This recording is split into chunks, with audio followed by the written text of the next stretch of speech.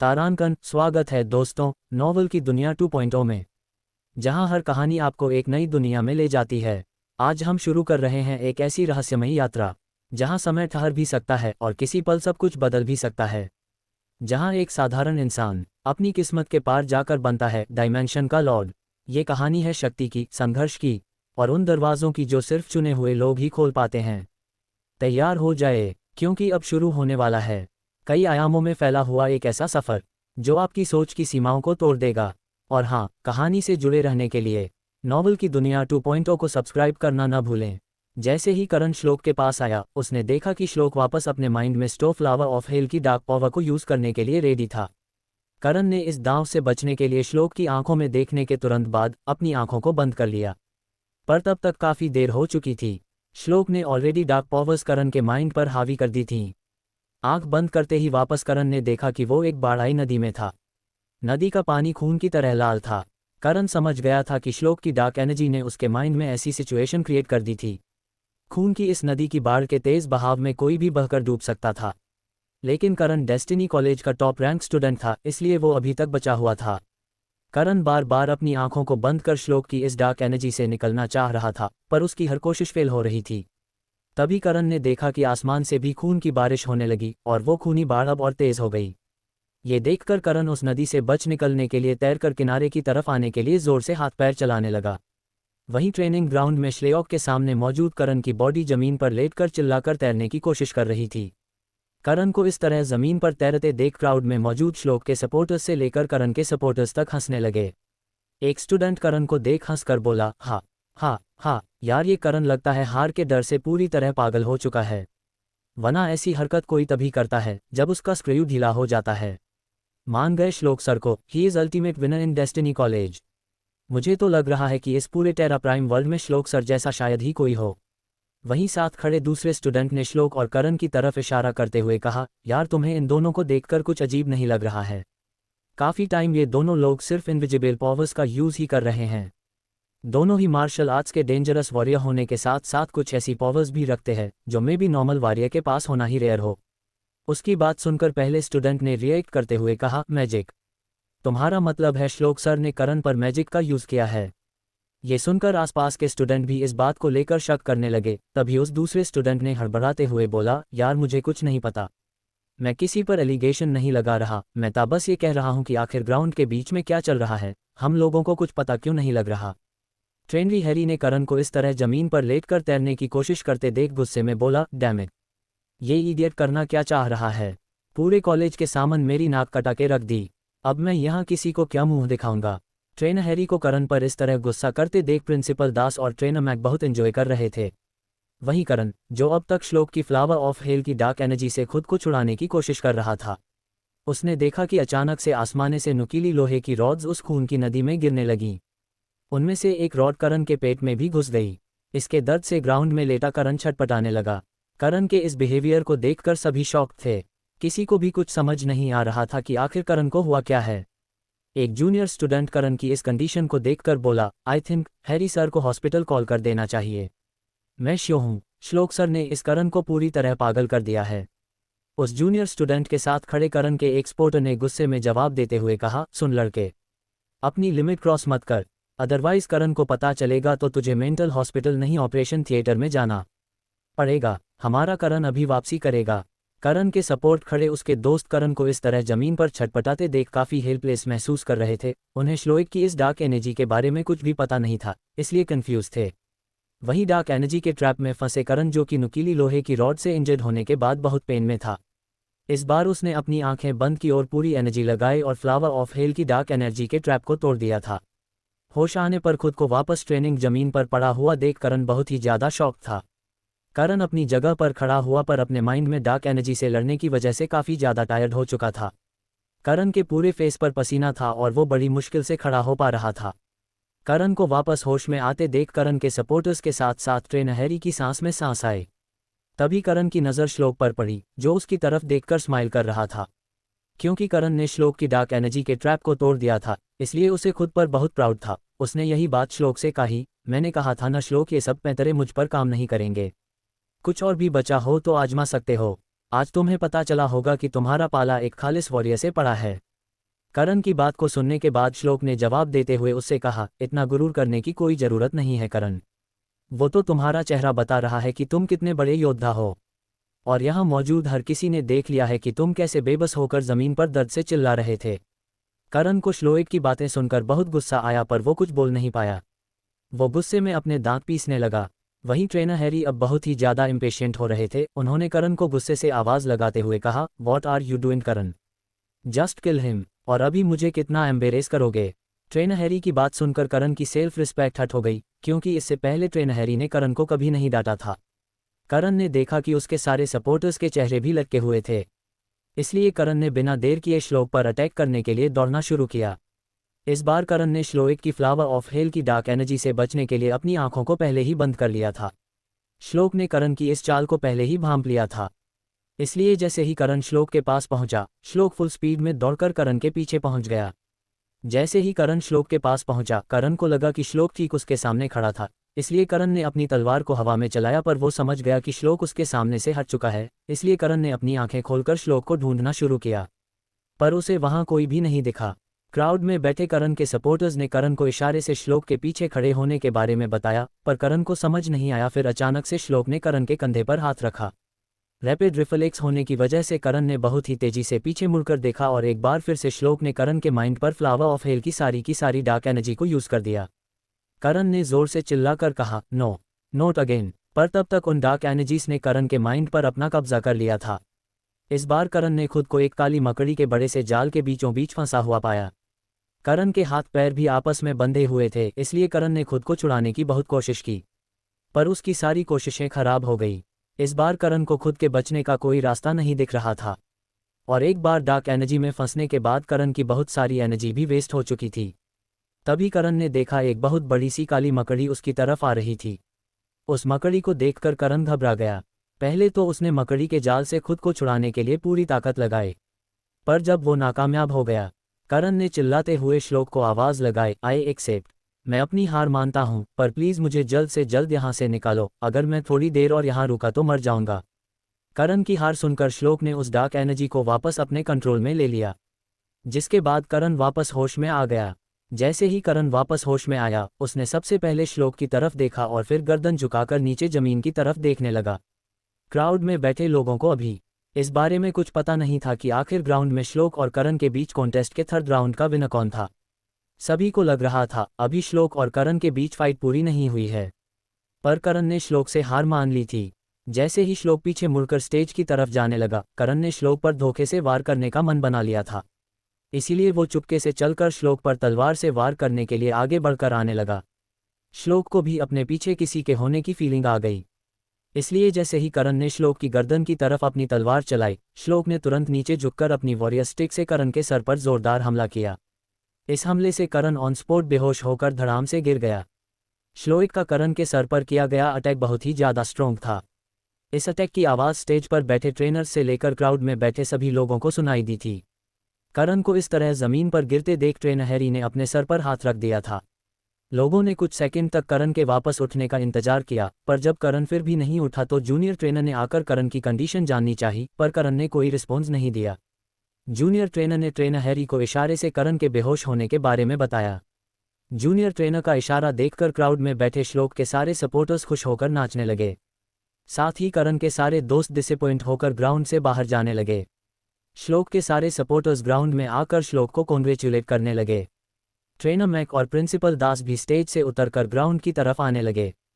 Stage से उतरते वक्त ट्रेनर मैक की नज़र ट्रेनर हैरी की तरफ पड़ी और उन्होंने बीच में रुककर प्रिंसिपल दास से कहा, सर आप चलिए, मैं अभी आता हूं।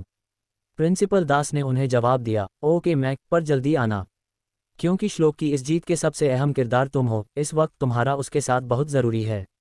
प्रिंसिपल दास की बात को सुनने के बाद ट्रेनर मैक ने पलकें झपकाकर हामी भरी और फिर ट्रेनर हैरी के पास जा पहुंचे। ट्रेनर हैरी के पास पहुंचते ही ट्रेनर मैक ने स्माइल करके देखा और कहा, कम ऑन हैरी, अब हेड ट्रेनर होने के नाते एक फाइनल ऑफिशियल अनाउंसमेंट करके लोगों को बता दो कि अब डेस्टिनी कॉलेज का top rank student one and only Shlok है।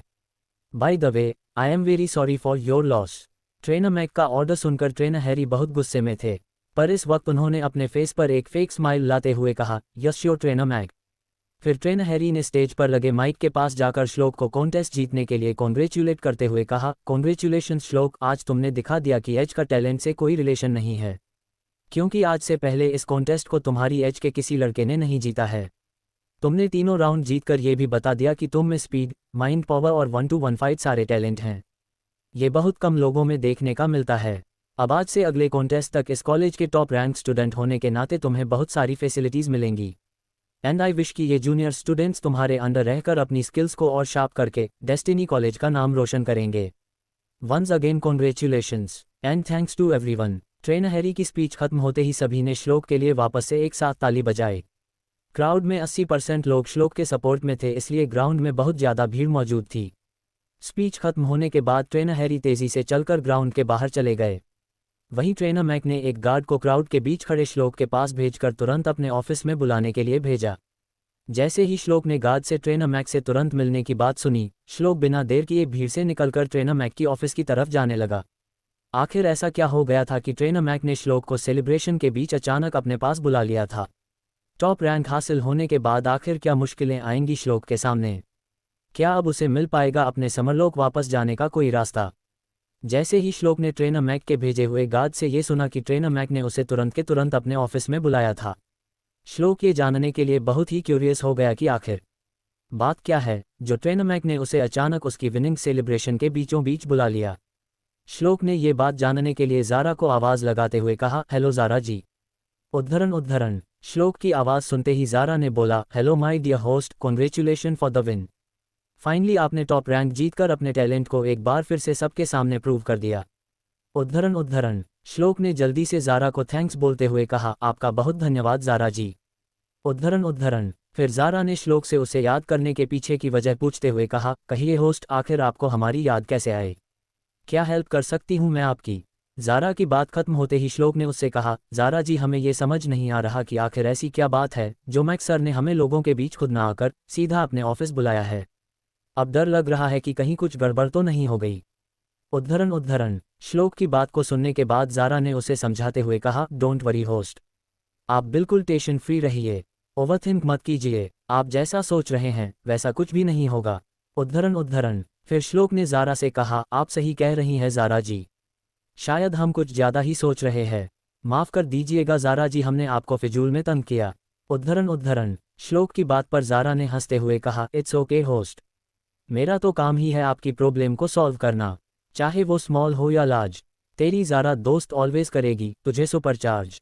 उद्धरण। इतने में ट्रेनर मैक का ऑफिस आ गया, जिसके बाद श्लोक ने ज़ारा से विदा लेते हुए कहा, वाह ज़ारा जी, अब तो आप कविताएं भी करने लगीं। हम मैक सर के पास पहुंच चुके हैं, आपसे बाद में बात करते हैं। उद्धरण। ट्रेनर मैक के ऑफिस के सामने पहुंचते ही श्लोक ने कहा, सर हम अंदर आ सकते हैं? श्लोक की आवाज़ सुनते ही ट्रेनर मैक ने उसे अंदर आने के लिए कहा, अरे श्लोक तुम कम इन माय बॉय। उद्धरण। ट्रेनर मैक ने जैसे ही श्लोक को अंदर बुलाया, श्लोक बड़ी ही तेज़ी के साथ ट्रेनर मैक के पास आकर खड़ा हो गया। सबसे पहले ट्रेनर मैक ने श्लोक को उसे कॉन्टेस्ट जीतने की बधाई देते हुए कहा, फर्स्ट ऑफ ऑल श्लोक, कॉन्ग्रेचुलेशंस, आज तुमने मुझे इतना प्राउड फील कराया है जितना मैंने अपने सपने में भी कभी नहीं सोचा था। जब से मैंने तुम्हें एनर्जी कंट्रोल करने के बारे में सिखाना शुरू किया, तब से लेकर अब तक ऐसा कोई दिन नहीं रहा जब मैंने तुम्हारी बेमिसाल स्किल्स के बारे में न सोचा हो, और मुझे लगता है कि तुम अभी बहुत कुछ डिजर्व करते हो। उद्धरण। ट्रेनर मैक की बात सुनकर श्लोक कुछ कंफ्यूज था। श्लोक ने ट्रेनर मैक से पूछते हुए कहा, सर क्या आपने मुझे यहाँ इसीलिए बुलाया था? श्लोक की बात सुनकर ट्रेनर मैक ने हंसते हुए उसे कहा, नो, दरअसल मेरी एक वीकनेस है, जब मैं बहुत ज़्यादा खुश होता हूँ तो मैं इमोशनल हो जाता हूँ, और मैं नहीं चाहता कि कॉलेज के बच्चे मुझे इमोशनल होते हुए देखें, वरना लोग मेरे बारे में तरह तरह की बातें करेंगे, और ये मुझे बिल्कुल भी पसंद नहीं। इसलिए मैंने तुम्हें अकेले अपने ऑफिस में बुलाकर कॉन्ग्रेचुलेट करना सही समझा। उद्धरण। ट्रेनर मैक की बात सुनने के बाद श्लोक के फेस पर स्माइल वापस आ गई। वो बहुत ही खुश होकर जवाब देते हुए बोला, सर हमारी जीत में आपका भी बहुत योगदान है, अगर आप नहीं होते तो हमारी जीत कभी मुमकिन नहीं हो पाती। उद्धरण। श्लोक की बात खत्म होते ही सबसे पहले ट्रेनर मैक ने उसे गले लगाया और फिर उससे कहा, श्लोक तुम्हें कोई आइडिया है कि तुमने क्या कर दिखाया है? जब फाइटिंग फैटर्निटी को तुम्हारी इस अचीवमेंट के बारे में पता चलेगा तो सभी के होश उड़ जाएंगे, क्योंकि इससे पहले किसी ने भी इतनी कम उम्र में इतना बड़ा कॉन्टेस्ट जीतने के बारे में सोचा भी नहीं होगा। कुछ तो तुम में बहुत खास है जो अभी तक मेरे पल्ले नहीं पड़ा है, और अब मैं समझना भी नहीं चाहता। अच्छा हुआ श्लोक तुमने करण को इस कॉन्टेस्ट में हरा दिया, क्योंकि जब से करण टॉप रैंक पर प्रेजेंट था उसने कॉलेज के सभी जूनियर स्टूडेंट्स का जीना हराम कर रखा था। अब वो बेचारे कुछ सुकून में जी पाएंगे। उद्धरण उद्धरण ट्रेनर मैक से करण को हराने की बात पर श्लोक ने तुरंत उन्हें जवाब दिया, सर हमारा इस प्रतियोगिता को जीतने की सबसे बड़ी वजह यही थी। हम चाहते हैं यहाँ जो भी लड़ना सीखने आया है वो किसी दबाव में न रह के परेशान न हो, और इसके लिए जो कुछ भी मुमकिन होगा हम वो सब करेंगे। उद्धरण उद्धरण इतने में प्रिंसिपल दास भी वहां आ गए। ट्रेनर मैक और श्लोक की बातें सुनने के बाद उन्होंने कहा, बहुत खूब। वहां मुझे अकेले मैदान में छोड़कर गुरु चेले यहाँ अकेले में जश्न मना रहे हैं। उद्धरण उद्धरण प्रिंसिपल दास की बातें सुनकर ट्रेनर मैक ने हंसकर कहा, अरे क्या बात कर रहे हैं सर, भला आपकी गैरमौजूदगी में कोई सेलिब्रेशन हो सकता है? मैंने ही गार्ड को भेजकर आपको यहाँ बुलवाया है। आप तो जानते ही हैं कि मुझे ज़्यादा क्राउड के बीच रहना बिल्कुल पसंद नहीं। मुझे एक दो से ज़्यादा लोगों की मौजूदगी खटकने लगती है। उद्धरण उद्धरण ट्रेनर मैक की बात पर प्रिंसिपल दास ने कहा, अरे हाँ, क्राउड के बीच आज भी तुम्हें बड़ी एंजाइटी होने लगती है। खैर कोई बात नहीं, जो एंजॉयमेंट अकेले में करीबियों के बीच हो सकता है वो भीड़ के बीच थोड़ा अटपटा सा लगता है। उद्धरण उद्धरण इसी बीच प्रिंसिपल दास ने श्लोक की तरफ देखते हुए बोले, लेकिन आज कुछ और बात नहीं होगी। बात होगी तो सिर्फ मैन ऑफ द मोमेंट की। सो प्राउड ऑफ यू श्लोक। जब प्रिंसिपल आर्या ने मुझे तुम्हारे बारे में बताया था तो मुझे लगा था कोई ऐसा वैसा लड़का होगा जो आर्या सर को पसंद आ गया होगा, इसलिए यहाँ एडमिशन के लिए लेकर आ रहे होंगे। पर मैं बहुत खुश हूँ कि तुमने मेरी सोच को गलत साबित कर दिया। उद्धरण उद्धरण प्रिंसिपल दास से अपनी तारीफ सुनकर श्लोक बहुत खुश था। तभी प्रिंसिपल दास ने ट्रेनर मैक से ट्रेनर हैरी के बारे में पूछते हुए कहा, अरे मैक, आखिर हमारे कॉलेज की सबसे बड़ी जान, सबसे बड़ी शान हैरी कहाँ गायब हो गया? मैंने गार्ड से भी उसके बारे में पूछा, पर किसी ने भी अपना मुंह नहीं खोला। सब के सब अभी भी हैरी के ही भक्त हैं, लेकिन आज हैरी का गुरूर टूटते देख मुझे दिल से खुशी हुई है। उद्धरण उद्धरण प्रिंसिपल दास ने श्लोक की तरफ देखते हुए कहा, तुम यही सोच रहे होगे न श्लोक कि आखिर मैं करण और हैरी की हार पर इतना खुश क्यों हैं? चलो मैं तुम्हें खुद ही बता देता हूँ। इस हैरी ने पूरे कॉलेज पर अपनी इतनी धाक जमा ली थी कि मेरी सारी पावर्स उसकी पावर के आगे कम पड़ गई हैं। पूरे कॉलेज में आखिरी डिसीजन हैरी का ही माना जाने लगा। इस वजह से मुझे कई बार इंसल्टेड फील हुआ। और रही बात करण की, तो करण भी वही करता था जो हैरी उसे करने के लिए कहता था।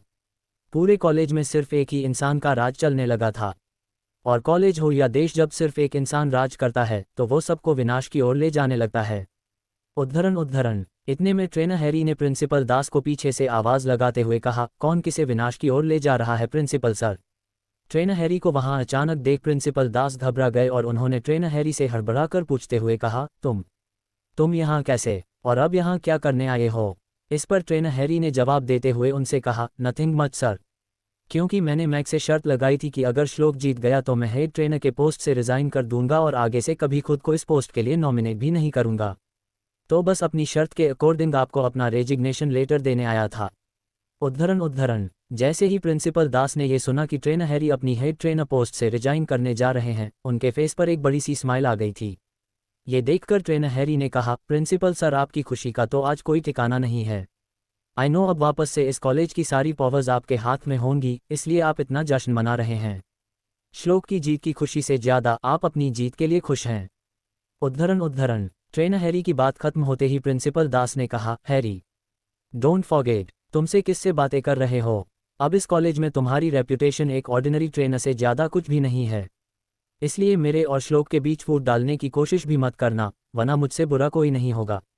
उद्धरण उद्धरण प्रिंसिपल दास को इतने गुस्से में देखकर ट्रेनर मैक ने उन्हें शांत कराते हुए कहा, calm down sir, it's okay Harry. उद्धरण उद्धरण ट्रेनर मैक की बात को मानते हुए प्रिंसिपल दास ने आगे कुछ भी नहीं कहा, और फिर ट्रेनर हैरी ने प्रिंसिपल दास के हाथों में अपना हेड ट्रेनर की पोस्ट से हटने का रेजिग्नेशन लेटर दे दिया। जाने से पहले ट्रेनर हैरी ने ट्रेनर मैक और श्लोक की तरफ एक नज़र डाली।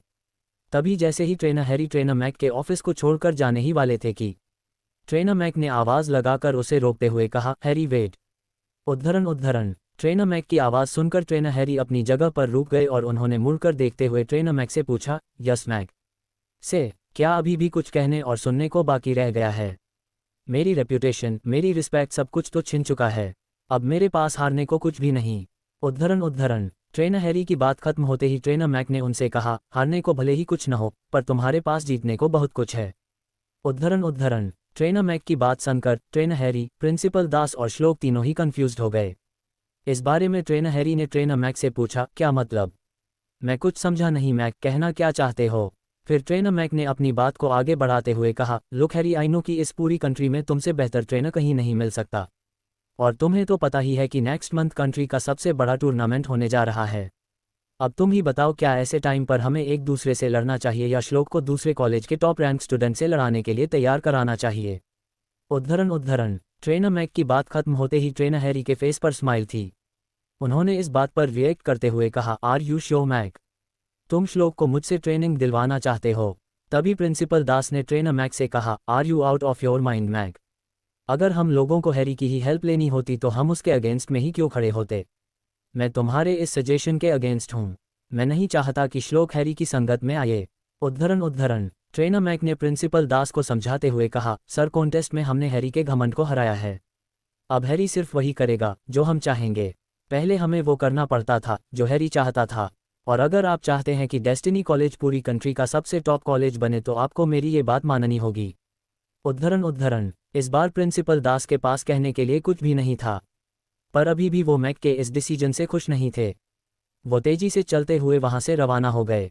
प्रिंसिपल दास के वहां से जाते ही ट्रेनर मैक ने श्लोक से पूछा, श्लोक, क्या तुम्हें ट्रेनर हैरी से सीखने में कोई प्रॉब्लम है? श्लोक ने सर हिलाकर जवाब देते हुए उनसे कहा, नहीं सर, अगर आपने हैरी सर को हमें सिखाने के लिए चुना है तो कुछ सोचकर ही चुना होगा।